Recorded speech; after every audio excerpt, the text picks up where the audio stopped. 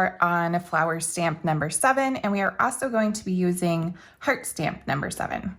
So the first thing, as usual, we will start a new layer here, and I'm going to increase my flower size and go ahead and stamp that down. Now I'm going to add another new layer, and we will go ahead and do our hearts. So I'll grab a yellow color here. I'm going to scroll down to heart stamp 7, stamp that, and I'm going to grab my arrow tool and rotate it just a little bit. Now I am going to swipe left to duplicate that layer and our heart, and now I'm going to grab pink and drag it into the heart.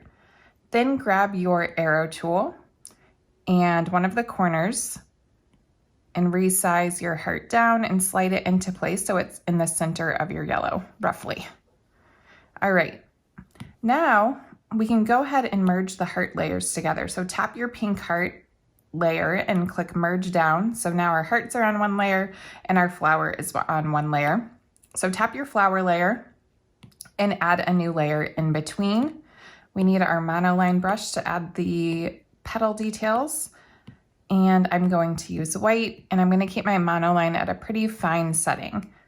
Now all I'm going to do is draw some straight lines. Actually, I'm not going to have them touch in the middle.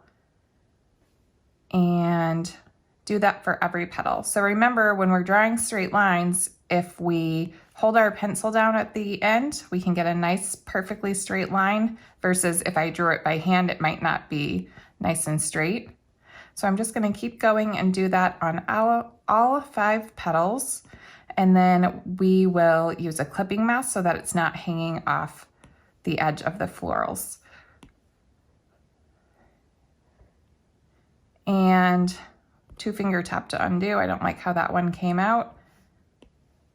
I'll turn off the background in a second to show you how it's, whoop, got a little skip there, hanging off the page. I've shown you that in past videos, but I always like to kind of repeat things in case anybody's watching this video as the first one. So you can see those lines are going off the page, but if we tap that layer and hit clipping mask, it is confined to the layer directly beneath it, which is our flower.